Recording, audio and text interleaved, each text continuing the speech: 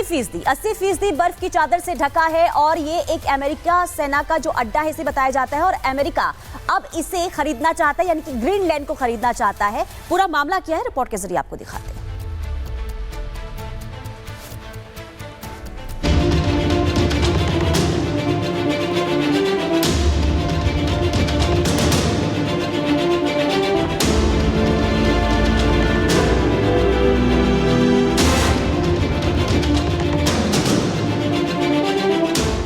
America के नवनिर्वाचित राष्ट्रपति डोनाल्ड ट्रंप के सबसे बड़े बेटे निजी दौरे पर ग्रीनलैंड पहुंचे, जिससे अटकलें अब तेज हो गई हैं कि आने वाला अमेरिकी प्रशासन डेनमार्क के क्षेत्र पर नियंत्रण करना चाहता है। डोनाल्ड ट्रंप जूनियर का विमान नुक में उतरा, जो विशाल और बर्फीले क्षेत्र की राजधानी है, जहां करीब 57,000 निवासी हैं। दरअसल अमेरिका अपनी जमीन से 4,859 किलोमीटर दूर ग्रीनलैंड को खरीदने के लिए मोलभाव पर उतर आया है। व्हाइट हाउस आने से पहले ही डोनाल्ड ट्रंप ने ग्रीनलैंड खरीदने की मंशा जाहिर कर दी थी। ग्रीनलैंड पर डेनमार्क का कंट्रोल है। वैसे तो ग्रीनलैंड एक स्वायत्त देश है, लेकिन बड़े मुद्दे, फॉरेन पॉलिसी जैसी बातों को डेनिश की सरकार देखती है। ट्रंप से पहले भी अमेरिका ने ग्रीनलैंड को खरीदने का प्रस्ताव दिया था। अब सवाल उठता है कि अमेरिका ग्रीनलैंड को क्यों खरीदना चाहता है। दरअसल पहली वजह उसका रणनीतिक महत्व। ग्रीनलैंड से अमेरिका आसानी से रूस, चीन और उत्तर कोरिया के मिसाइल अटैक को कंट्रोल कर सकता है। दूसरी वजह ये कि ग्रीनलैंड मिनरल रिच देश है, अमेरिका इसका इस्तेमाल करना चाहता है। इससे पहले अमेरिका अलास्का को रूस से $7.2 मिलियन पर खरीद चुका है। बाद में यहां पेट्रोलियम और गोल्ड की खदानें मिली, जिससे अमेरिका और अमीर होता चला गया। Bureau report, Republic Bharat. तो अमेरिका की नजर अब ग्रीनलैंड पर है, लेकिन ग्रीनलैंड पर आखिर सुपर पावर देश की नजर क्यों है ये भी समझ लेते हैं। लेकिन उससे पहले ये जान लेते हैं कि ग्रीनलैंड है क्या। देखिए, दुनिया का सबसे बड़ा द्वीप ये है और ये आपको बता दें कि बर्फ की चादर से ढका है। बर्फ की चादर से ढका है और इसके अलावा आपको बता दें कि लगातार देखिए 80% हिस्सा ग्लेशियर से ये ढका हुआ है और आपको बता दें कि डेनमार्क का जो हिस्सा है वो ग्रीनलैंड से कहा जाता है। और इसी ग्रीनलैंड पर अमेरिका जो है हमेशा से कब्जा चाहता रहा है। 60,000 से भी कम इसकी आबादी है। और इसके अलावा आपको यह बता दें कि लगातार जिस तरीके से देखिए ग्रीनलैंड की हम बात करें तो अमेरिका ना सिर्फ डोनाल्ड ट्रंप बल्कि अमेरिका के बाकी जो नेता रहे हैं उनकी भी हमेशा से मंशा रही है कि ग्रीनलैंड पर नजर बनी रहे। तो ट्रंप की नजर ग्रीनलैंड पर क्यों है? तो देखिए, प्रचुर प्राकृतिक संसाधन है और लौह की बात करें, यानी कि लौह, अयस्क, सीसा, जिंक, यूरेनियम जैसे खनिज जो है यहां से मिलते हैं और हीरा, सोना और कच्चा तेल जैसे दुर्लभ चीजें जो यहां से मिलती है। इसके अलावा अमेरिका के लिए भौगोलिक राजनीतिक महत्व ये रखता है और यही वजह है कि इस वक्त अमेरिका की नजर इस पर टिकी हुई है। तो आपको बता दें कि ट्रंप की नजर देखिए ग्रीनलैंड पर क्यों थी, ये हमने आपको समझाया। अब क्या ग्रीनलैंड बिक सकता है ये भी हम आपको बताते हैं, क्योंकि ट्रंप ने खरीदने की इच्छा जताई है। व्हाइट हाउस आने से पहले उन्होंने इच्छा जताई थी। डेनमार्क सरकार बेचने को तैयार नहीं है। व्यापार के लिए मानसिकता डेनमार्क जो है खुली है ये कहा गया है और बिक्री की जगह नहीं है ग्रीनलैंड। ये डेनमार्क सरकार की तरफ से कहा गया कि ये बिक्री की जगह नहीं है, बेचने के लिए नहीं है, ये कहा गया। उन्होंने कहा कि 1946 में $100 मिलियन जो है इसकी कीमत रखी गई थी। सोने के रूप में रकम देने की पेशकश भी की गई थी। तो ये वजह है ग्रीनलैंड।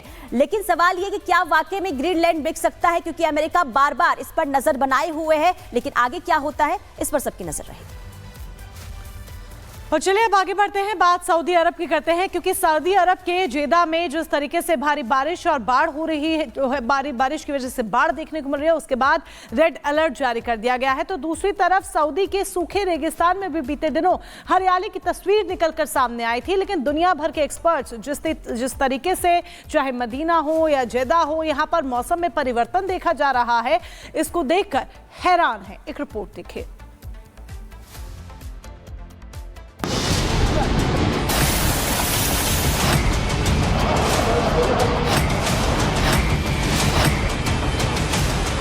क्या सऊदी अरब में बाढ़ आ सकती है? क्या हजारों सालों से रेगिस्तानी मौसम वाले सऊदी अरब के कुछ शहरों में इतना पानी भर सकता है कि सब कुछ डूब जाए? सऊदी अरब का शहर मदीना, जो पूरी दुनिया के लिए धार्मिक पर्यटन का बहुत महत्वपूर्ण और प्रसिद्ध शहर है, वहां पर भी बारिश और बाढ़ लोगों को परेशान कर सकती है।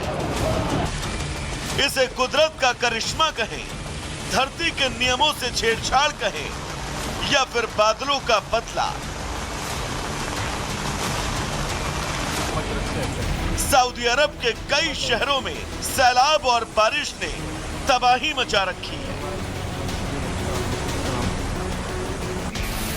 ये सऊदी अरब के जिद्दा की तस्वीर है, जहां सड़कों पर आपको पानी ही पानी नजर आएगा। रेगिस्तान की जमीन पर मौजूद इन चौड़ी सड़कों पर 4 व्हीलर गाड़ियां हेलीकॉप्टर की तरह उड़ती नजर आती थी, लेकिन मौसम ने इन सड़कों पर गाड़ियों के चक्के ऐसे जाम किए कि लोगों के होश उड़ गए। सबसे बड़ी बात ये कि सऊदी अरब के लोगों ने आज तक इतनी बारिश पहले कभी नहीं देखी। सऊदी अरब के लोगों ने इतनी बारिश के बारे में शायद पहले सोचा भी ना था,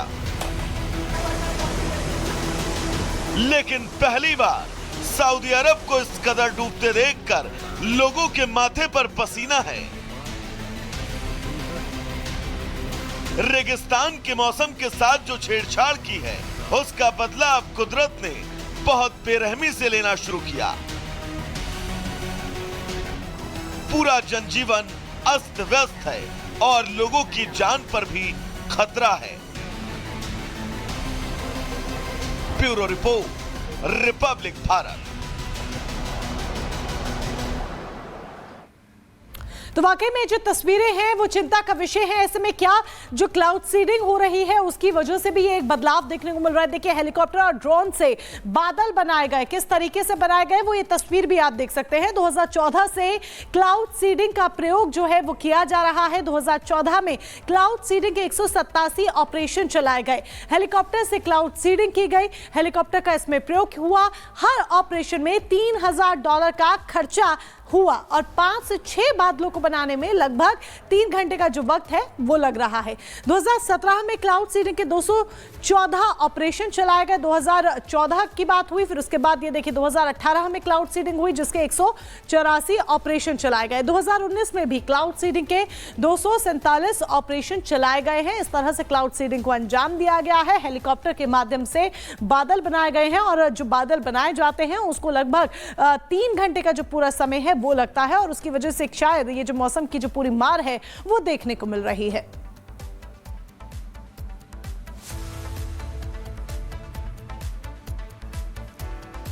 आगे बढ़ते हुए और अब बात करेंगे आतंकग्रस्त पाकिस्तान की, क्योंकि पाकिस्तान की स्थिति दिनों दिन खराब होती हुई नजर आ रही है। कभी पानी का संकट, कभी बिजली का संकट, कभी खाने पीने को लेकर वहां की आवाम जो है परेशान होती हुई नजर आती है और अब नौकरी का संकट भी पाकिस्तान पर खड़ा हो गया है। जी, पाक सरकार ने सरकारी